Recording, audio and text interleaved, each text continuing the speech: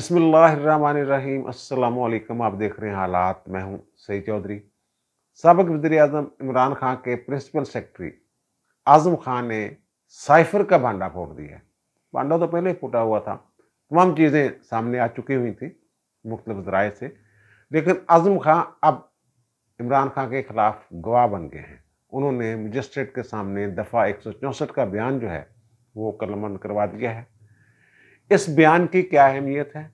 क्या इमरान खान के खिलाफ आइन के आर्टिकल 6 के तहत संगीन गद्दारी का मुकदमा चल सकता है?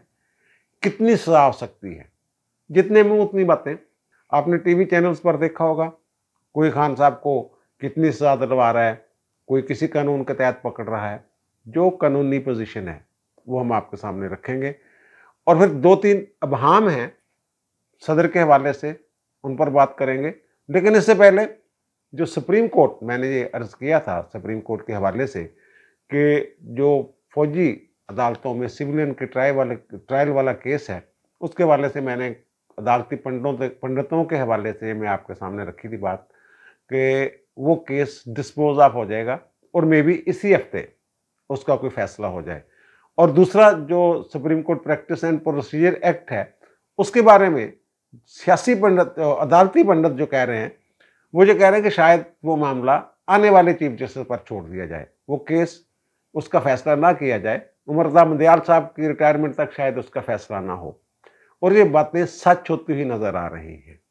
एक तो ये कि supreme court practice and procedure act जो है वो जुमे वाले दिन समाअत के लिए मुकर्रर था।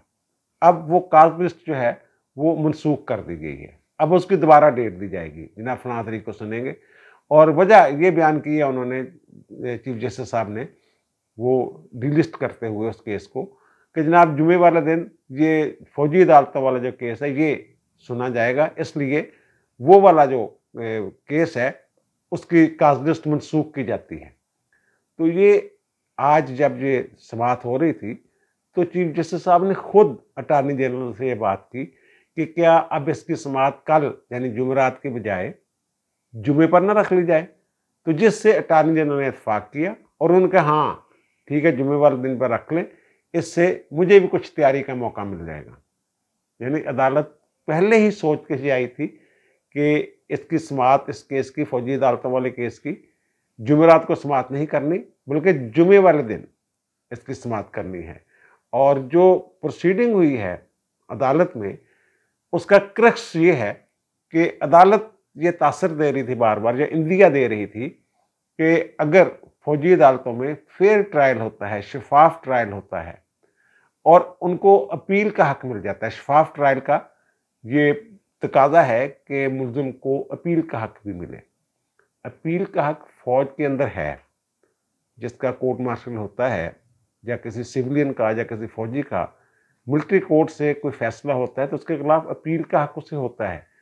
लेकिन ये अपील वो कह रहे हैं कि हाई कोर्ट्स या सुप्रीम कोर्ट में अपील का हक दिया जाए। ये अदालत बार बार कह रही थी कि आप पता कर लें कि क्या हुकूमत अपील का हक देने के लिए तैयार है। वैसे तो रिट जुडिक्शन में आइन के आर्टिकल 199 के तहत रिट दरखास्त हो जाती है हाई कोर्ट में फौजी ट्रायल के खिलाफ, कई एक मिसालें हैं। लेकिन वो कह रहे हैं कि ये अपील का, बाकायदा अपील का हक होना चाहिए। और दूसरा, अदालत एक गारंटी मांगते हुए नजर आ रही थी, ऑब्जर्वेशन और रिमार्क्स के हवाले से मैं बात कर रहा हूँ, कि जो फौजी अदालतों में ट्रायल होगा उसकी शफाफियत और गैर जानबदारी को कैसे काबिल कबूल बनाया जाएगा, कैसे समझेंगे कि ये फेयर ट्रायल हुआ है। ये बार बार सवालात अटॉर्नी जनरल से किए जा रहे थे। आप फेयर ट्रायल की बात तो तब करें ना कि अगर आपकी जो आम अदालतें हैं वो बड़ा इंसाफ दे रही हूँ, वो जरा सी भी डंडी ना मार रही हूँ। यहाँ डंडी क्या, पता नहीं क्या क्या बचता है। और आप कह रहे हैं जनाब फौजी अदालतें जो हैं उनके बारे में कैसे समझेंगे कि जनाब ये फेयर ट्रायल हुआ है। फिर ये भी आप सोचें कि जो सेशन कोर्ट्स हैं, जो आम अदालतें हैं, उनमें जो फैसले हो रहे हैं उनके बारे में हम कैसे सोचेंगे जनाब ये फेयर ट्रायल हो रहा है। अदालतें जो कर रही हैं, इमरान खान को जो बेजा रिलीफ, सुप्रीम कोर्ट पे एतबार नहीं है लोगों को। हम ख्याल बेंचों की जो बातें हो रही हैं वो इसीलिए हो रही हैं कि सुप्रीम कोर्ट पे लोगों को एतबार ही रहा। बेंचों की तश्कील दुरुस्त नहीं हो रही, जिससे मर्जी पूछ लें, हर बंदा ये बात करता है। जो जिनके हक में फैसले दे रहे हैं वो भी यही बात कर रहे हैं, और जिनकी बात नहीं सुन रहे आप वो भी यही बातें कर रहे हैं। उन्होंने तो खैर करनी है बात, जिनके हक में फैसले दे रहे हैं वो ये बात मानते हैं। जब बात की है इमरान खान ने, जब वो कैद में थे 9 मई को पकड़े गए और मुशर्रफ जमशेद चीमा से, उस वक्त उन्होंने chief justice Islamabad high court के बारे में क्या कहा था कि वो तो उनकी बात ही सुनते, वो तो उनका बंदा है, उनका किनका, फौजियों का बंदा है। वो ऐसी बात कर रहा था कि उसने क्या इंसाफ देना है। अच्छा, वैसे एक चीज़ नज़र आ रही है, मैंने अपने विलाग में जिक्र भी किया था कि लाहौर हाई कोर्ट के हवाले से, कि लाहौर हाई कोर्ट में कुछ मामला मुझे लगता है कि दुरुस्त हो गए हैं। वो बेंच जो इमरान खान को और पीटीआई वालों को बेजा रिलीफ देते थे, उन बेंचों के सामने अब वो केस नहीं लग रहे हैं। अब उन बेंचों के सामने केस लग रहे हैं जिनके बारे में ये ख्याल है कि वो कानून और ज़ाब्ते और कायदे के मुताबिक फैसले करने वाले जज हैं। इसी तरह इस्लामाबाद हाई कोर्ट में भी कुछ सूरत हाल बदली है। अंधाधुंध रिलीफ का जो सिलसिला है वो रुक गया है। तोशाखाना वाला केस ही देख लें कि हुमायूं दिलावर ने इमरान खान की जो दरख्वास्त थी, एतराज़ात थे, वो मुस्तरद किए और इमरान खान ने फिर उसके खिलाफ अपील की इस्लामाबाद हाई कोर्ट में और केस ट्रांसफ़र के लिए तो दरख्वास्त दी। तो आमना फ़ारूक साहब ने उस पर नोटिस ही किए, स्टेज 2 नहीं किया। इसका मतलब यह है कि अगली पेशी पे जो गवाह तलब किए हुए हैं तोशाखाना में हुमायूं दिलावर ने, एडिशनल सेशन जज ने, तो वो गवाहियाँ शुरू हो जाएंगी। इसी तरह इनके खिलाफ इद्दत वाला जो केस है वो भी काबिल समाअत दे दिया मुतल्लिका मजिस्ट्रेट ने, और उन्होंने कहा कि जनाब आप गवाहियाँ लेके आ जाएं। उन्होंने भी उसकी प्रोसीडिंग जो है शुरू कर दिया कि जनाब इस्लामाबाद में क्योंकि ये रहे हैं निकाह के बाद, गैर कानूनी निकाह के बाद, तो फिर यहाँ ये हमारी जो अदालत है इस्लामाबाद की, उसको दायरा इख्तियार हासिल है कि ये यहाँ भी हम उसकी समाअत कर सकते हैं। ये 2 केस ऐसे हैं, तोशाखाना फौजदारी केस, वो वाला केस, ये नैब वाला नहीं, वो वाला केस जो इलेक्शन कमीशन ने इस्तगासा की शक्ल में दायर किया हुआ है, और दूसरा इद्दत वाला केस। ये दोनों केस बड़ी मुख्तसर समाअत के मुतकादी हैं। चाहें तो जज 10-15 दिन में इसका फैसला कर सकते हैं, और फैसला जो बज़ाहिर नज़र आ रहा है, जो शवाहद नज़र आ रहे हैं, उनमें इमरान खान बचते हुए नज़र नहीं आ रहे। बाकी ये जो तखीरी हरबे और इधर अदालत में अपील, इधर से उधर, फिर Islamabad supreme court, Islamabad high court से फिर सुप्रीम कोर्ट, ये हो सकता है। लेकिन अगर ट्रायल करने दिया जाए उनको, आज़ादाना सीएस से जजों को, तो ये 10-10, 15-15 दिन के केस हैं। और तीसरा केस जो बड़ा केस साइफर वाला, जो अब जिसकी इंक्वायरी दोबारा शुरू हो गई हुई है, इस पर तो अब बात करते हैं, लेकिन इससे पहले सदर के हवाले से बड़ा एक अबहाम पाया जा रहा है।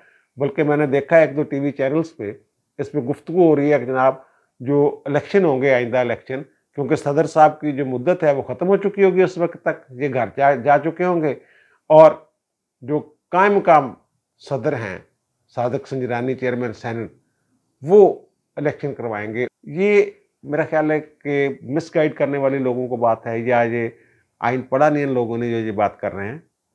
आइन में जो लिखा हुआ है कि सदर, नए सदर के इंतखाब तक, उसके हलफ उठाने तक सदर रहेगा, चाहे 1 साल इलेक्शन ना हो। अब तो ये बात की जा रही है ना कि सदर ने 9 सितंबर 2018 को अपने ओहदे का हलफ उठाया था, और 8 सितंबर 2023 को उनका आखिरी दिन होगा। इस हिसाब से 5 साल की मुद्दत का अगर ख्याल करें, लेकिन आइन में ये लिखा हुआ है कि नए सदर के इलेक्शन तक असम्बलियाँ, कौमी असम्बली तो अगस्त में तहलील हो जानी है, तो 1 महीना पहले इलेक्शन, 9 सितंबर से 1 महीना पहले सदर का इलेक्शन हो सकता है। लेकिन इलेक्टोरल कॉलेज मौजूद ही नहीं, चारों सूबाई असम्बलियों ने भी उसमें हिस्सा लेना होता है, कौमी असम्बली ने हिस्सा लेना होता है, सेनेट ने हिस्सा लेना होता है, तो वो तो मौजूद ही नहीं, सूबाई असम्बलियाँ, 2 सूबाई असम्बलियाँ, तो वो इलेक्शन कैसे हो सकते हैं? फिर कौमी असम्बली भी तहलील हो जाएगी। अब ये सदर पे है, सदर चाहें तो रिज़ाइन कर दें। अगर वो रिज़ाइन कर देते हैं अपने ओहदा की मियाद पूरी करने के बाद, 5 साल पूरे करने के बाद, ओहदा की मियाद तो खैर नए इलेक्शन तक और नए सदर के इंतखाब तक उनकी ओहदा की मियाद है, तो फिर संजरानी साहब आ सकते हैं। लेकिन अगर वो रिज़ाइन नहीं करते तो फिर आरिफ अलवी साहब ही सदर के तौर पर काम कर रहे होंगे। जब ये इलेक्शन हो जाएंगे तो फिर 1 माह में नए सदर का जो है वो इलेक्शन होगा। अच्छा, अब आते हैं जनाब साइफर वाले मामले पे। एक सीक्रेट डॉक्यूमेंट था, वो खुफिया डॉक्यूमेंट था, उसे मंजर-ए-आम पे नहीं लाया जा सकता था। एक तो इन्होंने अपने हलफ की वाज़ेह खिलाफ वर्जी की है। अगर हलफ की खिलाफ वर्जी करता है बंदा, झूठी कसम उठाता है या एक वादा तोड़ता है बंदा, तो फिर वो सादक और अमीन नहीं रहता। अगर ये साबित हो जाता है साइफर वाला मामला कि इन्होंने हलफ की खिलाफ वर्जी की है, तो फिर 62(1)F इन पे लगता है कि इन्होंने अपना हल्फ तोड़ा है और फिर ये नाअहल हो जाएंगे। ये कॉन्स्टिट्यूशन मेरे सामने पड़ा हुआ है, हल्फ का वो जो मुतलका हिस्सा है वो मैं पढ़ देता हूँ। उसमें वो कहते हैं कि जनाब, मैं किसी शख्स को बिलवास्ता या बिलावास्ता किसी ऐसे मामले की इतला ना दूंगा या इसे ज़ाहिर ना करूंगा जो बहैसियत वज़ीर आज़म पाकिस्तान मेरे सामने गौर के लिए पेश किया जाएगा या मेरे इल्म में आएगा। ये हलफ की इबारत है और इन्होंने ये पब्लिक को बताया कि जनाब ये एक साइफर जो है वो तमाम सफारत खानों से, पाकिस्तान के जितने भी सफारत खाने हैं बैरून मुल्क, वहाँ से ऐसी दस्तावेज आती रहती है और उसको फिर डी कोड किया जाता है और उसको पढ़ा जाता है। ये सीक्रेट डॉक्यूमेंट होता है, इसको ओपन नहीं किया जाता। हाँ, इसमें हलफ में ये भी लिखा हुआ है कि जो चीज़ वसीयत वज़ीर आज़म किसी के सामने रखना ज़रूरी हो वो मैं रखूँगा, यानी कैबिनेट में ले जा सकते हैं मामला। अब कुछ लोग कहते हैं जनाब सीक्रेट एक्ट की खिलाफ वर्जी तो उसी दिन हो गई थी जब इन्होंने कबीना के सामने मामला रखा था। नहीं नहीं नहीं नहीं, ये नहीं है। हलफ ये कहता है कि अगर उसको किसी के सामने रखना ज़रूरी हो तो फिर वो मामला वहाँ रखा जाएगा, यानी कबीना में रखना या कौमी सलामती कमेटी के सामने रखना ये सीक्रेट एक्ट की खिलाफ वर्जी नहीं है। और दूसरी बात जो की जा रही है आर्टिकल 6 की कि जनाब इन पे संगीन गद्दारी का केस हो सकता है। बहुत सारे लोग कह रहे हैं, बल्कि इवन इरफान कादर साहब मैं सुन रहा था एक टीवी चैनल पर, कहते हैं हाँ जनाब ये उसके जुमरा में भी आ सकते हैं। ये आर्टिकल 6 कोई यार मजाक नहीं है। आर्टिकल 6 और चीज़ है, जो संगीन गद्दारी है वो कुछ और है, वो मार्शल लॉ का रास्ता रोकने के लिए है। आर्टिकल 6 जो है वो ये कहता है, वो भी मैं पढ़ देता हूँ आपको आपके सामने, कि कोई शख्स जो ताकत के इस्तेमाल या ताकत या दीगर गैरानी जरिए से आइन को मनसूख करता है, सबवर्ट करता है, मनसूख के बाद सबवर्ट करता है, मुअत्तल करता है, इल्तिवा में रखता है, हेल्ड एंड वेट्स जैसे मुशर्रफ ने किया था, या मनसूख करने की या सबवर्ट करने की या इल्तिवा में रखने की कोशिश करता है ताकत के जोर पे, बंदूक के जोर पे, उसके खिलाफ आर्टिकल 6 के तहत कार्रवाई होगी। इमरान खान ने यह काम नहीं किया, आर्टिकल 6 में आता ही नहीं इमरान खान। ज्यादा ज्यादा आइन के मुनाफी काम, हलफ के खिलाफ वर्जी, ये चीज है। और दूसरी बात ये की जा रही है पीटीआई की तरफ से कि जनाब आजम खान के बयान की कोई हैसियत नहीं, वो तो पुलिस कस्टडी में था, तो पुलिस कस्टडी में जो बयान है मजिस्ट्रेट के सामने दिया गया उसकी कोई हैसियत नहीं। इन लोगों को पता नहीं दफ़ा 164 का बयान कैसे होता है। दफ़ा 164 का बयान जो पुलिस वाले होते हैं, जब पुलिस कस्टडी में भी बंदा पेश किया जाए तो पुलिस वालों को कमरे अदालत से निकाल दिया जाता है। अलहदगी में उससे पूछता है मजिस्ट्रेट कि भाई साहब आप पे कोई प्रेशर तो नहीं, कोई डर तो नहीं, इन्हें पुलिस वाले की खौफ की वजह तो बयान नहीं दे रहे, किसी एजेंसी के जेर असर तो नहीं तुसी, फिर उसका बयान कलमबंद होता है। एक बात। दूसरी बात ये कि 9 जून को ये गायब हो जाते हैं या अगवा हो जाते हैं, जो कुछ भी इनके बारे में कह लें आजम खान के बारे में, और एक FIR भी दर्ज हो जाती है। अब आजम खान साहब जो हैं वो ये कह रहे हैं कि जनाब मैं अपने एक दोस्त के घर था और मैं सोच समझ कर फैसला करना चाहता था इस मामले पे, इसलिए मैं सामने नहीं आ रहा था। और बकौल वज़ीर दाखिल अब आजम खान साहब जो हैं वो अपने घर में हैं। ये पीटीआई वालों की दलील जो है ये खुद ही यहाँ ख़त्म होगी। ये आजम खान पे इमरान खान बड़ा एतबार करते थे, अब भी वो बड़ा एतबार कर रहे हैं इन पे। अब भी वो उनको यकीन नहीं आ रहा कि जनाब आजम खान ने ये बयान दे दिया। आजम खान एक ईमानदार आदमी है, जब तक उसके मुंह से नहीं सुनूंगा मैं नहीं मानूंगा। खान साहब सामने आके भी उन्होंने कह ही देना है। जब इस केस की तफ्तीश मुकम्मल होनी है और चालान सबमिट होना है और ट्रायल होना है, तो उन्होंने वहाँ भी बतौर गवाह ये बयान देना है और आपके सामने देना है। 164 का बयान। अब कुछ लोगों का ख्याल है जनाब बतौर गवाह इन्होंने ये बयान कलमबंद करवाया, मेरा ख्याल है वादा माफ गवाह बने हैं, क्योंकि जो साइफर के साथ इमरान खान ने खेला था, जो ऑडियो लीक हुई थी, आपको याद होगा, आजम खान भी थे उसमें, शरीम ज़ारी भी थी, असद उमर भी थे उस ऑडियो में, शाह महमूद कुरैशी, इमरान खान, और इमरान खान कह रहा है जनाब हम इसके साथ खेलेंगे अब साइफर के साथ। तो वहाँ ये फाइल तैयार करवाने की और ट्रांसक्रिप्ट तैयार करवाने की बात कर रहे थे, आजम खान साहब पूरी मदद कर रहे थे। तो इस तरह से ये भी मुलज़िम थे उस केस में, उस सीक्रेट डॉक्यूमेंट को मंजर आम पर लाने के ये भी मुलज़िम बनते हैं। तो मेरे ख्याल में ये वादा माफ गवाह बने हैं।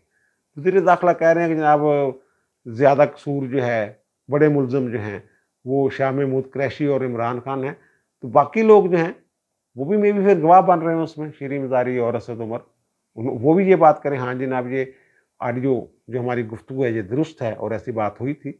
बहरहाल आज़म खान साहब जो हैं ये तो मैदान में आ गए और खुल के आ गए हैं।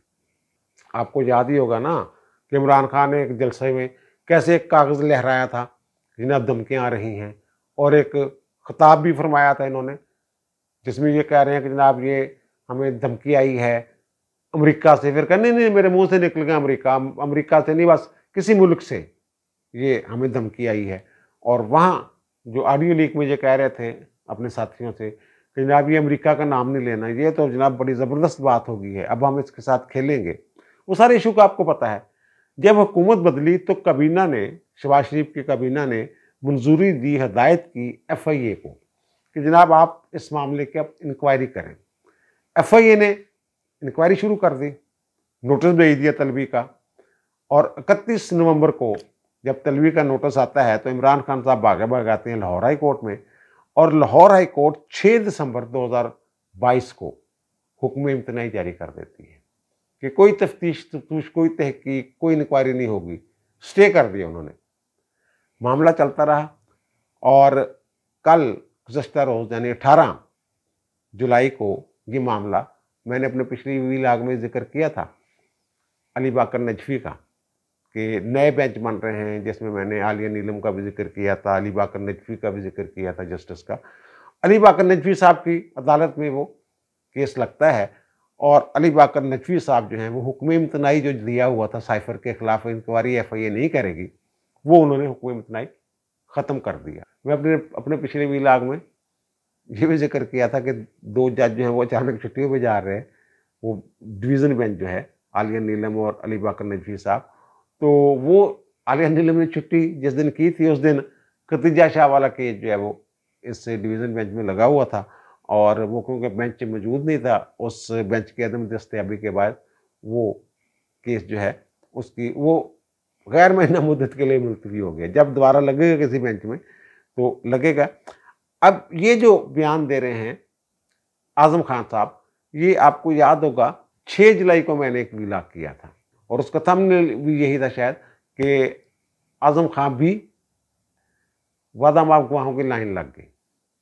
तो वो अब खबर ठीक साबित होगी, वादा माफ गवाह बन के सामने आ गए हैं। वो ये कहते हैं कि 8 मार्च 2022 को सेक्रेटरी खारजा ने मुझे साइफर के बारे में बताया। डोनाल्ड लू वाला वही यार, बड़ा मशहूर वाकया है, वो सबको पता है, आपको उसमें क्या था क्या नहीं था।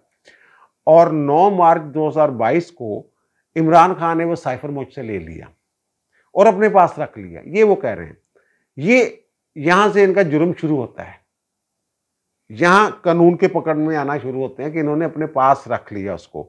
आपको पता होगा कि जो डोनाल्ड ट्रंप हैं इनके दोस्त अमेरिका में, वो भी ऐसे सीक्रेट डॉक्यूमेंट जो खुफिया डॉक्यूमेंट अपने साथ ले गए थे, उसमें वो उनका ट्रायल हो रहा है। खान साहब ने भी यही वारदात डाली, वही काम, उसको ले गए और फिर वो कहते हैं अगले दिन 10 तारीख को मैंने पूछा तो इन्होंने कहा वो तो गुम हो गया है, पता नहीं किधर चले गए, गायब हो गया है। फिर वो कहते हैं जनाब इन्होंने ड्रामाबाजी शुरू कर दी। मैंने ये कहा भी वज़ीर आज़म से कि जनाब ये सीक्रेट डॉक्यूमेंट है, इसे आप ओपन नहीं कर सकते, लेकिन मेरे मना करने के बावजूद इन्होंने उसको जलसे में जाके लहराया कि जनाब ये देखें ये आ गया है। और वो कहते हैं जनाब वो लेटर जो है आखिरी वक्त तक, जब तक मैं वहाँ था, तो इमरान खान ने वापस नहीं किया उनका जी गुम गया है। और बाकी वो कहते हैं वो एक जो वजारत खारजा का नुमाइंदा होता है वज़ीर आज़म हो, उसमें बाकी सारे जो उनकी कापियाँ शापियाँ थीं वो उनको दे देंगी साइफर की, लेकिन इमरान खान वाला जो साइफर है वो गायब है। अब इसके बारे में कानून क्या कहता है? एक जो ऑफिशियल सीक्रेट डॉक्यूमेंट है उसकी खुफिया हैसियत ख़त्म किए बगैर इमरान खान उसे मंजर-ए-आम पे लेके आए, उसकी तफसीलात से कौम को आगाह किया। कुछ लोग कहते हैं जनाब जुल्फ़िकार अली भुट्टो ने भी इसी तरह के कागज़ लहराया था और कहा था कि ना मुझे धमकियां दे रहा है हेनरी किसिंजर। तो भाई वो और मामला था, वो कोई खुफिया डॉक्यूमेंट नहीं था जो सरकारी तौर पर वसूल हुआ हो। वो धमकी थी हेनरी किसिंजर की जो जुल्फ़िकार अली भुट्टो ने कौम को बता दी। जनाब वो मुझे कह रहे हैं कि अगर एटमी प्रोग्राम जो है उसको कंटिन्यू रखा आप लोगों ने तो मैं इबरत का निशान बना दूंगा। अगर वो खुफिया कोई राज था तो भुट्टो साहब ने भी अगर किया तो गलत किया, वो तो मामला चला गया, उसके साथ जोड़ने से कोई फ़ायदा नहीं होगा। इन्होंने जो इमरान खान साहब ने वारदात की है इस पे बहुत सारे लोग कह रहे हैं जिन्हें सजाए मौत हो सकती है। ये ऑफिशियल सीक्रेट एक्ट के जो मुतलका सेक्शन है, जो सजा वाला सेक्शन है, इसमें कितनी सजा हो रही है वो हम आपको स्क्रीन पर दिखा रहे हैं।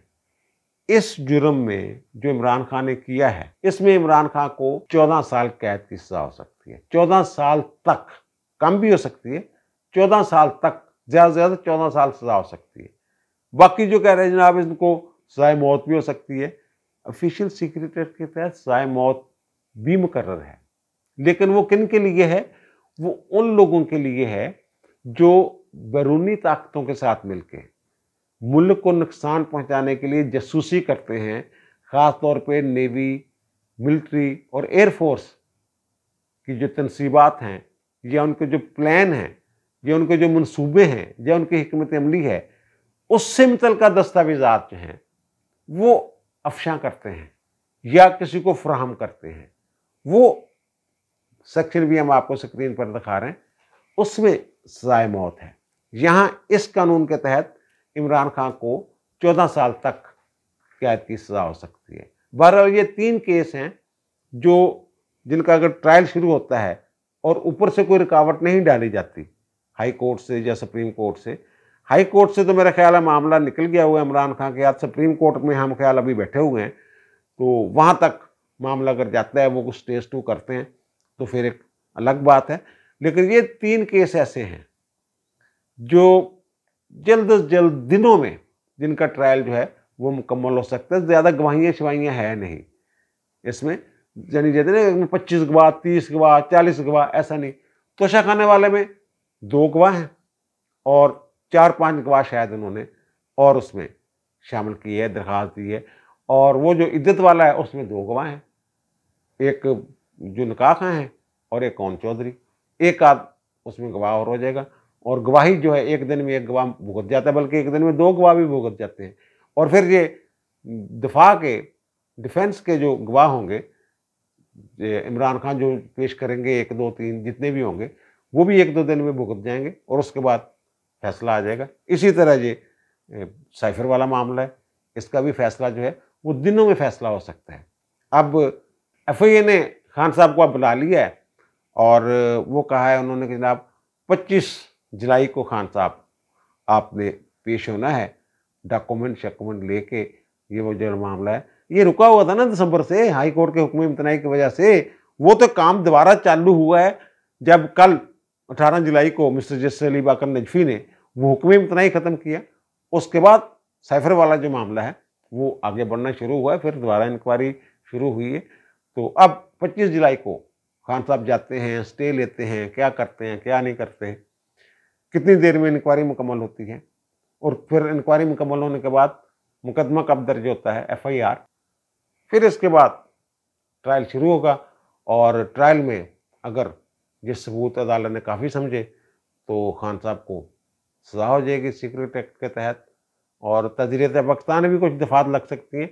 लेकिन जो बड़ी सज़ा है वो जो ऑफिशियल सीक्रेट एक्ट है उसके तहत ही 14 साल खान साहब को सज़ा बनती है ज़्यादा से ज़्यादा।